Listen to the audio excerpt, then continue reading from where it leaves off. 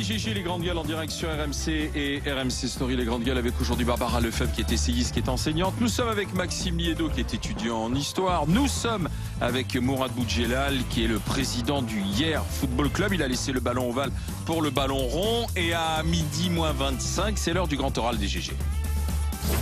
RMC. Le grand oral des grandes gueules.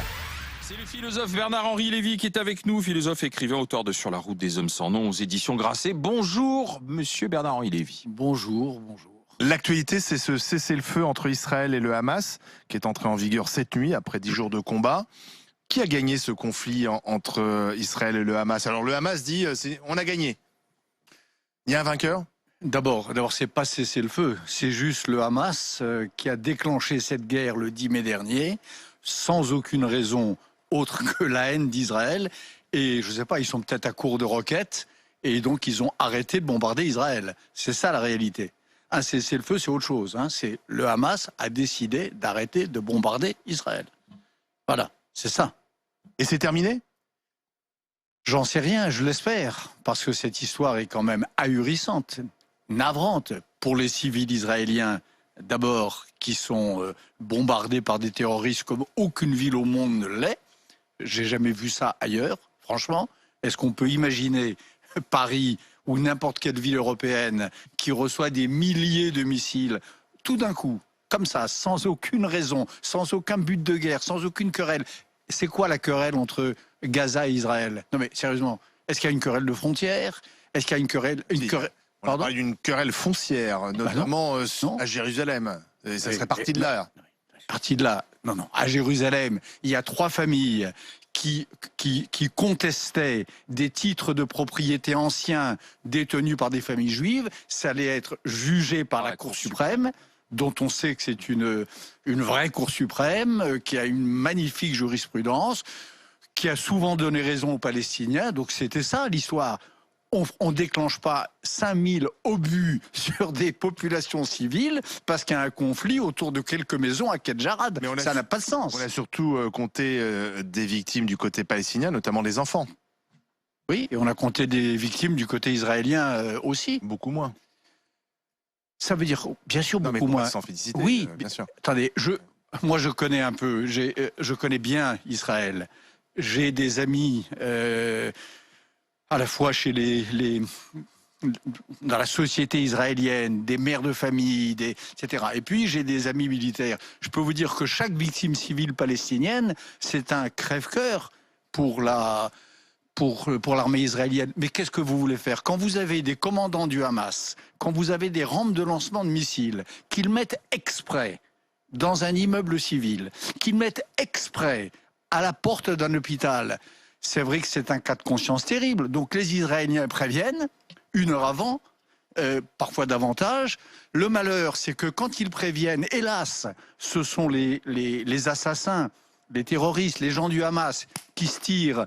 Et c'est souvent, malheureusement, les civils qui sont en vérité pris en otage par le Hamas qui demeurent. Et c'est terrible, bien sûr. Je le sais bien. Mais encore une fois, quelle est la solution? Non, mais vraiment, je demande ça à vos auditeurs qu'ils réfléchissent tous en leur âme et conscience. Si ça arrivait en France, en Angleterre, en Espagne, n'importe, quelle serait la réaction d'un gouvernement démocratique face à une histoire pareille? Ces milliers d'obus qui d'un seul coup se déclenchent et tombent sur vos maisons. Et vous avez l'impression que les médias et la communauté internationale ont encore regardé ce qui s'était passé de manière hémiplégique ou juste d'un seul regard, selon vous, ou pas? Les médias français notamment? Souvent, oui, pas toujours. J'aime pas dire les médias, parce qu'il y a les deux. Mais bien sûr qu'il y a eu une tendance... Le méchant, on savait où il était, c'était Israël, et puis la victime, c'était... Il y avait cette tendance-là à voir... Alors, par ailleurs, c'est vrai que les Palestiniens sont victimes, mais ils sont victimes de quoi? Du Hamas, qui, tous les 3 ans, tous les 4 ans, encore une fois, les prend en otage, décide délibérément de sacrifier quelques centaines de martyrs, parce qu'encore une fois, c'est eux qui ont déclenché cette opération, cette guerre, cette folie. Est-ce que dans le cynisme aussi de ce conflit, ça n'arrange pas l'actuel Premier ministre israélien? Ça lui permet, alors qu'en ce moment il n'est pas dans une bonne passe politique, de resserrer les rangs derrière lui. Je peux parler de Benyamin Netanyahou. Benyamin Netanyahou, il il est ce qu'il est. C'est pas lui qui a déclenché cette guerre. C'est pas lui qui a appuyé sur le bouton. Oui, mais les roquettes du Hamas, l'argent, on sait par où il transite. Il transite par l'aéroport Ben Gourion. On sait que cet argent est donné au Hamas. Ça, je crois que c'est des racontards de réseaux sociaux. Bon, alors, comment il arrive l'argent au Hamas alors? Je ne sais pas. Comment peut-on avoir autant de roquettes Mais ça arrive de différentes... Vous savez, contrairement à ce que dit là aussi la propagande, les gens disent blocus, blocus, blocus. Est-ce que vous savez qu'il y a entre 800 et 1000 camions par jour qui passent la frontière entre Israël et la bande de Gaza. Ce qui est moins vrai d'ailleurs entre l'Égypte et la bande de Gaza. Il y a des centaines de camions qui passent tous les jours, plein de vivres. Il y a des bateaux qui accostent. Et plein de roquettes aussi, j'imagine, puisque ces roquettes arrivent. Il y a des tunnels. Je ne sais pas comment les gens font des roquettes. Je n'en sais rien. Mais j'ai lu en effet sur des réseaux sociaux des théories complotistes sur l'argent qui arrive à l'aéroport Ben Gourion avec la complicité. Les Israéliens, ils ont, comme tous les peuples, ils ont des défauts. L'idée qu'ils accueillent des valises d'argent qui vont servir à fabriquer des missiles qui vont tuer leur population civile, oubliez. Ça, c'est une infamie et c'est une absurdité. Question, Barbara Lefebvre, Mourad Boudjelal et Maxime Yeddo.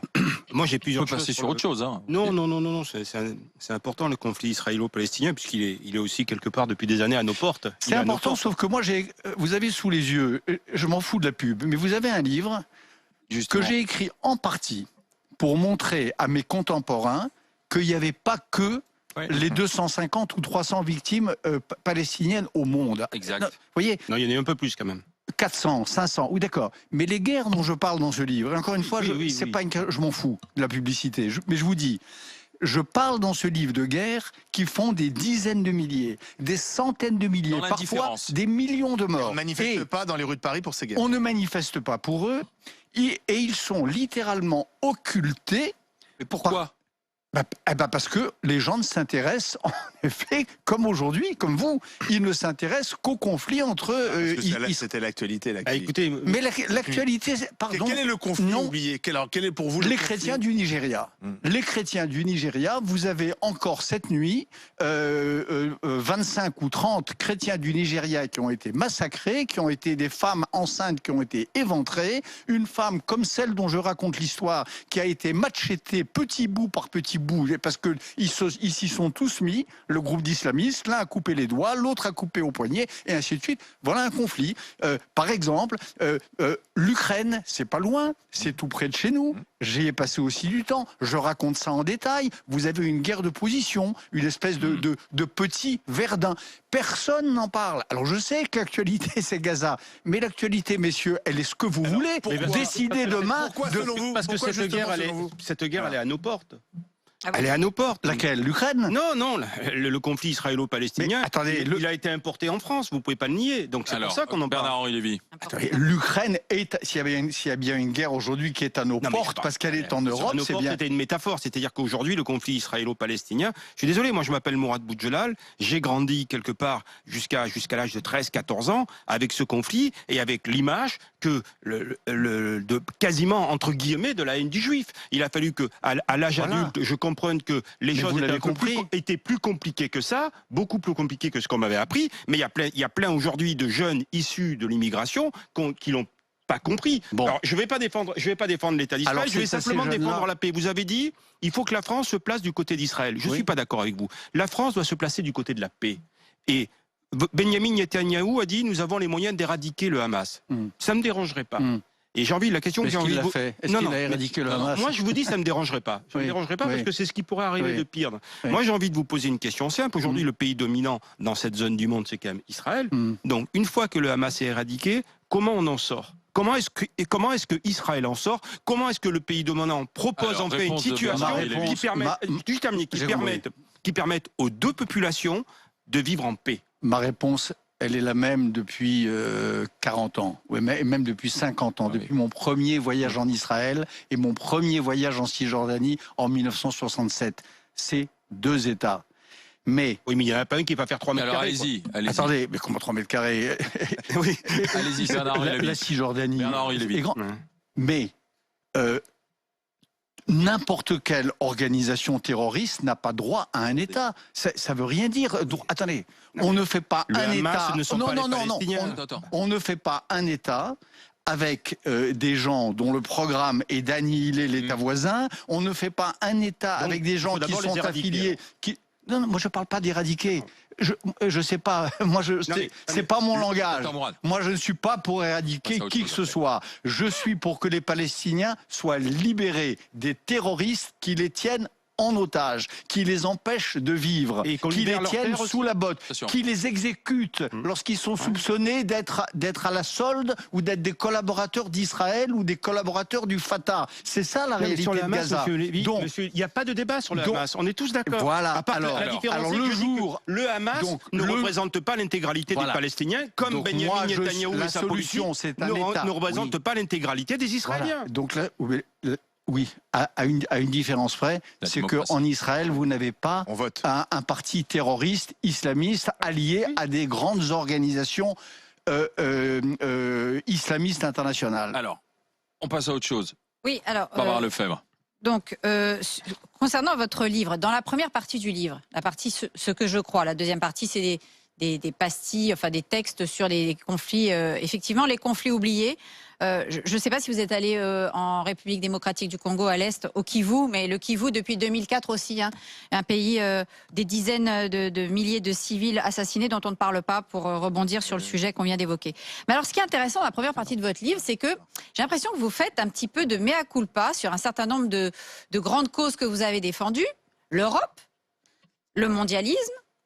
Et vous revenez même sur l'idée que finalement le modèle national, c'est peut-être quelque chose que, à un moment donné, oui, vous le dites, j'ai conspué la France des terroirs, des bérets, des bourrés et des bignoux, et vous avez l'air un petit peu de vous repentir. Non, non. Si, un petit peu quand même. Et je me dis encore un petit effort, Bernard-Henri Lévy, et peut-être que vous allez rejoindre le camp souverainiste qui donne enfin à la France son caractère, qui ne serait pas un caractère provincialiste, comme vous le dites. Si, moi j'ai l'impression quand même que vous revenez sur votre côté cosmopolite, antinational, européen, Non, c'est vrai que j'aime la France, c'est vrai que je la défends, contrairement aux souverainistes. Moi, j'en défends les couleurs et j'en défends la langue chaque fois que je le peux dans des contrées lointaines. Voilà. Et parmi les beaux moments de ma vie que j'évoque dans cette espèce d'ébauche d'autobiographie, parmi les grands moments de ma vie, publique en tout cas, c'est quand j'ai fait acclamer le drapeau français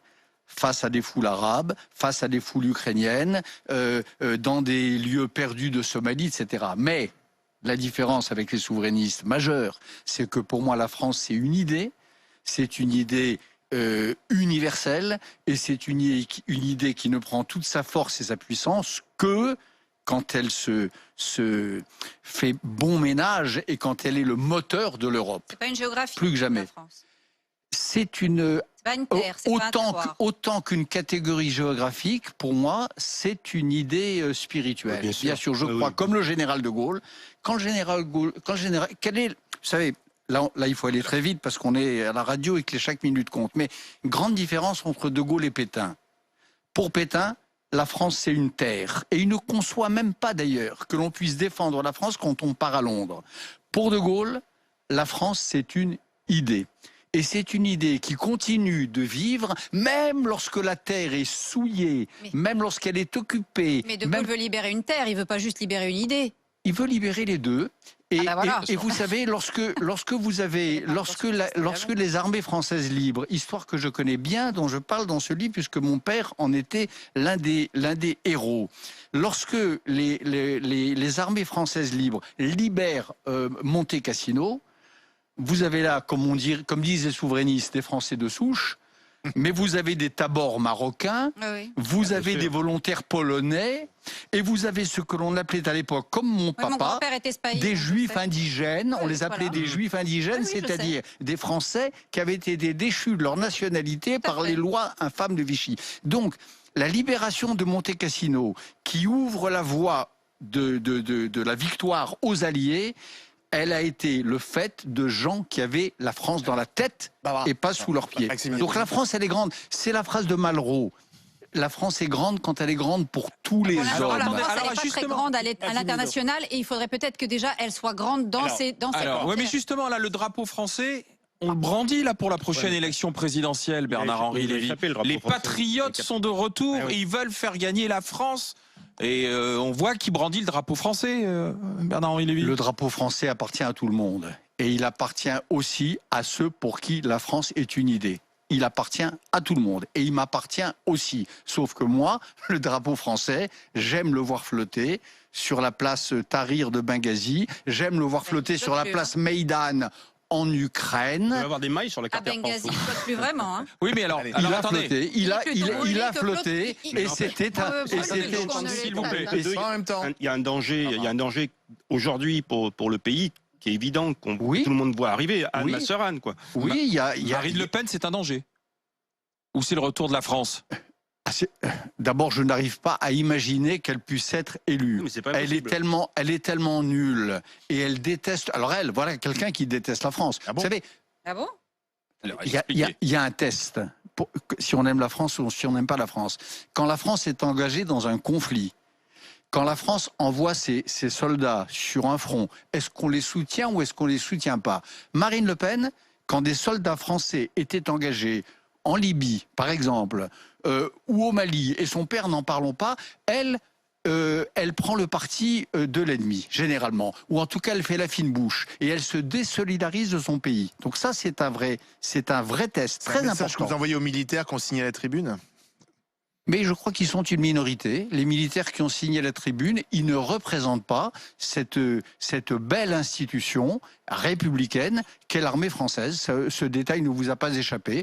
Beaucoup de retraités et désavoués dans cette belle cérémonie qui a eu lieu il y a une quinzaine de jours, où vous aviez tous les chef de l'armée française autour du président Macron devant l'Arc de Triomphe. C'était la meilleure réponse qui soit à cette poignée, à ce carteron d'officiers à la retraite qui en effet préparaient imaginez préparer une les faction. policiers qui étaient devant l'Assemblée nationale pour demander le retour de l'autorité, qu'est-ce que vous en dites? Je pense que les policiers sont traités de manière insupportable dans les manifestations depuis maintenant 2 ans.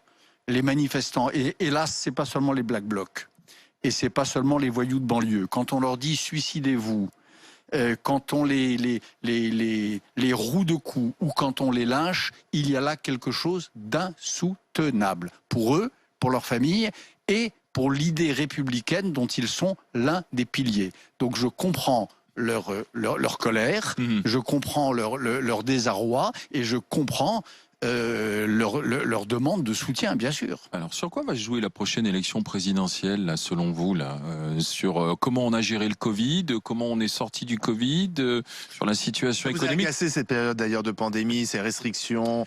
Ce qui m'a agacé, c'est l'hypocrisie.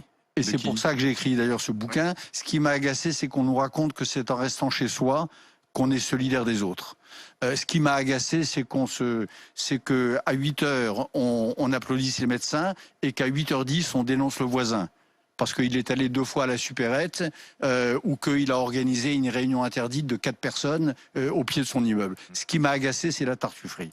J'aime pas l'hypocrisie. Voilà. J'aime pas que l'égoïsme se maquille aux couleurs de la bonté ou de l'altruisme. Ça m'insupporte. Mais il y a eu aussi des gestes de solidarité. En ce moment même, dans les centres de vaccination, vous avez beaucoup de bénévoles, des infirmières qui sont mobilisées, des pompiers, les week-ends, les jours fériés. Ils ne sont pas forcément d'ailleurs mieux payés. Mais ça, c'est heureusement, quand même plutôt la solidarité et l'image de la France qu'on veut retenir. Mais heureusement qu'il y a eu ces gestes de solidarité, mais il n'y a pas eu que ça. Non. Et il y a eu par ailleurs, et ça m'a hanté pendant toute cette période, il y a eu cette façon que nous avons tous eue de nous replier sur notre demeure confinée, sur nos villes brusquement décarbonées, et d'oublier le reste du monde. Et d'oublier que le reste du monde, ça veut dire quoi? Ça ne veut pas dire seulement les damnés du reste du monde, mais ça veut dire aussi Erdogan qui poussait ses pions, ça veut dire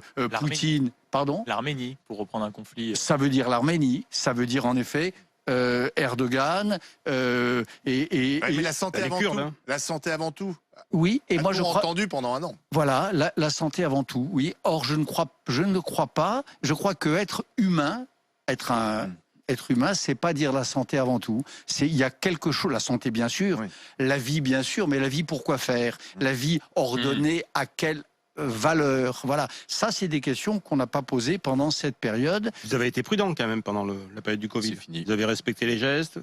Non. J'ai été bon citoyen, mais j'ai pas été prudent. C'est-à-dire que j'ai passé l'année du Covid à continuer mon travail, parce que je m'y étais engagé, de grand reporter pour un grand journal qui s'appelle Paris Match. J'ai pas arrêté. Olivier Royan, directeur de la rédaction du journal, au début du Covid, m'a dit, alors écoutez, si vous voulez, on arrête. J'ai dit, mais ça va pas. Raison de plus pour continuer, pour aller à Mogadiscio, raison de plus pour retourner en Syrie, raison de plus pour aller aux côtés des Kurdes peshmerga qui luttent contre Daesh. Donc j'ai pas été prudent. En revanche, j'étais bon citoyen, j'ai pas appelé à la rébellion, j'ai pas été anti-masque, j'ai pas été anti-vaccin. Merci Bernard-Henri Lévy sur la route des hommes sans nom, aux éditions Grasset. Merci de passer Merci à par les GG.